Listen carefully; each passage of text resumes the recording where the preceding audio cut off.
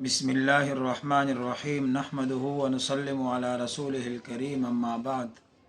سیرت النبی صلی اللہ علیہ وسلم کا 48واں سبق ہے، اور آج یہاں اس جگہ سے یعنی اپنے ادارے جامعہ اشرفیہ سے تدریسی سال کا یہ آخری دن ہے، اور صبح آخری سبق ہے اور پیپر ہے، اور اس کے بعد چھٹیاں ہو جائیں گی سالانہ۔ تو یہاں سے یہ آج سیرت النبی کا آخری سبق ہے، اور انشاءاللہ آئندہ کے اسباق انشاءاللہ پھر گھر سے آپ کے سامنے پیش کریں گے۔ آپ نے سن لیا سبق نمبر 47 میں کہ شیطان نے پہاڑی پہ کھڑے ہو کر اس خفیہ بیت کا اعلان کر دیا، لیکن رات کا زیادہ حصہ گزر چکا تھا اور لوگ سو چکے تھے، قریش مکہ کفار، اس لیے زیادہ تر خبر جو ہے وہ عام نہیں ہوئی۔ لیکن پھر بھی انصار کی مستعدی کو دیکھیں، انہوں نے رسول اللہ صلی اللہ علیہ وسلم سے فرمایا، خاص طور پر حضرت عباس بن عبادہ بن نزلہ رضی اللہ تعالیٰ عنہ نے، کہ اگر انہوں نے اعلان کر ہی دیا ہے اور مزاحمت ہوتی ہے تو ہم یہیں مینا کے میدان میں ان پر ٹوٹ پڑتے ہیں اور یہاں جو ہے دو ہاتھ کر لیتے ہیں۔ لیکن آپ کو بتایا کہ ابھی چونکہ جہاد کی اجازت نہیں تھی، اس لیے رسول اللہ صلی اللہ علیہ وسلم نے اجازت نہیں دی اور کہا اپنے اپنے خیموں میں چلے جائیں۔ اب صبح ہوئی تو خبر تو کہیں نہ کہیں سے قریش مکہ کے کانوں میں پہنچ چکی تھی، اس لیے ایک بہت بڑا وفد رؤسائے قریش کا تیار ہوا، اور رؤسائے یثرب یعنی مدینہ منورہ سے جو حجاج آئے تھے، جس میں سے 70-75 لوگ تو یہ تھے جو رسول اللہ صلی اللہ علیہ وسلم کے ساتھ بیت میں شریک تھے،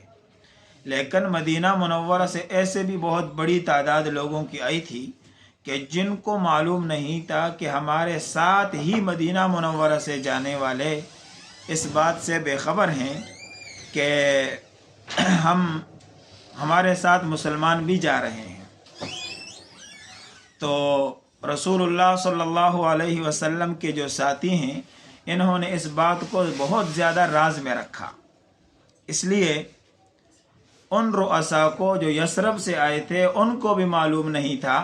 کہ ہمارے ساتھ کچھ ایسے بھی لوگ جا رہے ہیں کہ جو مسلمان ہو چکے۔ اس لیے مشرکین جب اس بات کا اندازہ لگا چکے کہ یہاں ایسے رات میں کوئی بیت ہو چکی ہے، تو وہ یثرب کے ان رؤساء کے پاس گئے کہ جن کے بارے میں مشرکین کو یقین تھا کہ وہ ہمارے ساتھ ہیں اور وہ اس بات کا ہمیں صحیح خبر دیں گے۔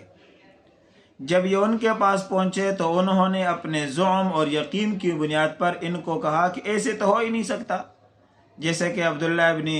سلول کے بارے میں آتا ہے، کہ ابی ابن سلول کے بارے میں آتا ہے کہ وہ چونکہ مدینہ منورہ میں اپنے آپ کو سردار سمجھتا تھا، تو اس نے کہا ایسے تو کبھی نہیں ہو سکتا کہ یثرب کے اندر اتنا بڑا کوئی کام ہو جائے اور اتنی بڑی تعداد لوگوں کی مسلمان ہو جائے، یعنی کسی اور دین کو قبول کریں اور مجھ سے نہ پوچھیں، ایسا نہیں ہو سکتا، وہ مجھے اپنا سردار مانتے ہیں، لہٰذا ایسا بالکل ممکن نہیں ہے اور آپ لوگ بے فکر ہو کر چلے جائیں۔ اب یہ مشرکین تو اس حج کے دنوں میں واپس تو چلے گئے اپنے اپنے خیموں میں اور پھر وہاں سے اپنے گھروں کو لوٹے، لیکن ان کے ذہن میں اور ان کے قلوب میں یہ بات آ چکی تھی کہ کچھ تو ہوا ہے، لہٰذا اب وہ اسی تلاش میں رہے کہ اب پتہ چلے کہ آیا ایسا ہوا ہے یا نہیں ہوا۔ اس لیے انہوں نے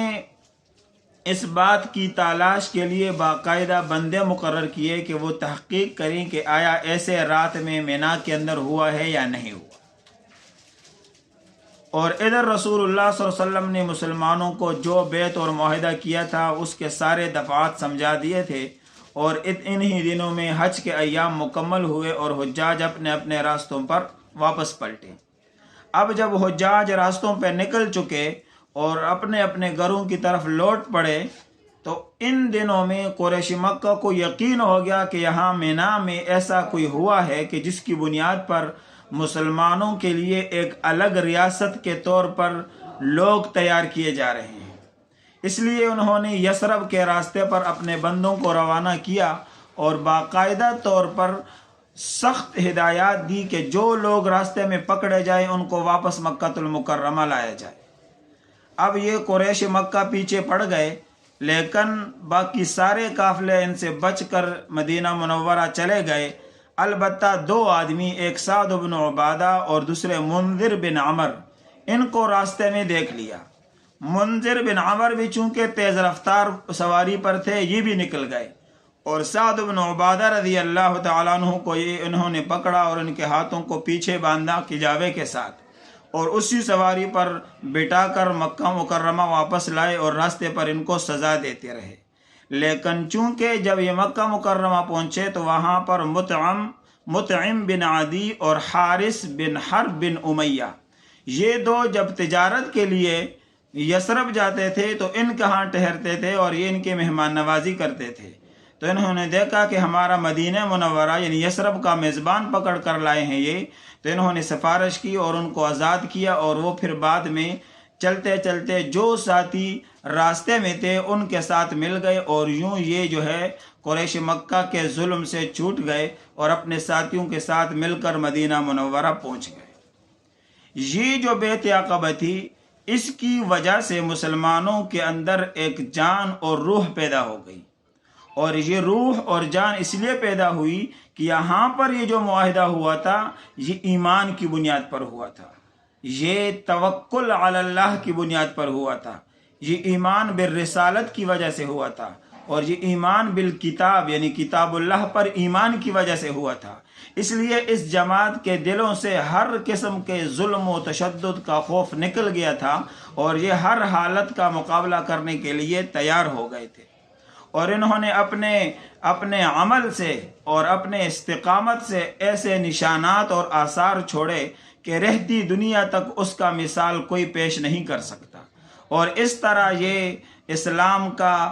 بیج جو بیت اولیٰ میں اللہ کے رسول نے بویا، اور اس کے بعد بیت ثانیہ میں جو 75 لوگ جس میں 2 عورتیں تھیں، وہاں پر رسول اللہ صلی اللہ علیہ وسلم نے اس بیج کو تیار کیا، اور بالآخر یہ بیج پھر مدینہ منورہ میں پلنے لگا، پھولنے لگا، اور ان کی وجہ سے ایک امید پیدا ہو گئی، اور رسول اللہ صلی اللہ علیہ وسلم نے پھر اسی سال مسلمانوں کو ہجرت کی اجازت دی، اگرچہ خود اسی سال ہجرت نہیں کی، لیکن مسلمانوں کو اجازت مل گئی، اور مسلمانوں نے مدینہ منورہ کا رخ کرنا شروع کر دیا۔ اور پھر پہلے مہاجر کون کہلائے، اور پھر یہ ہجرت کیسے شروع ہوئی، کن حالات میں شروع ہوئی، انشاءاللہ یہ آئندہ کے سبق میں آپ سن سکیں گے۔